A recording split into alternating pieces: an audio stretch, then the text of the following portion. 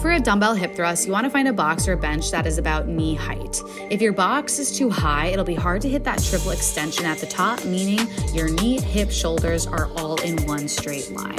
For setup, place the bench or box directly underneath your shoulder blades. Your feet should be slightly wider than hip width with your toes angled slightly out.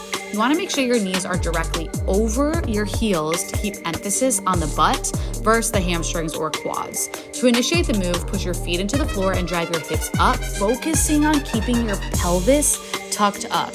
Or in other words, as you press your hips towards the top of the bridge, think about leading the movement with your booty hole.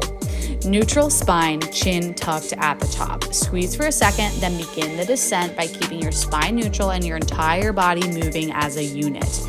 Even at the bottom, my pelvis is still tucked up.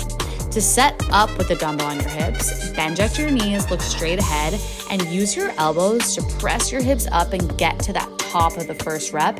And then once you're in position, you can start your reps. You may want to add a yoga mat underneath the dumbbell, or even better, look into purchasing a dumbbell belt if you are still planning to work out from home.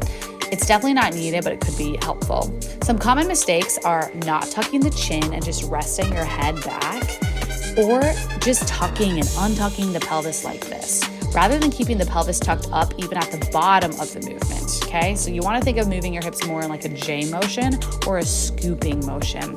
If you only remember 3 things from this video, think neutral spine, tucked chin, and booty hole leading the movement.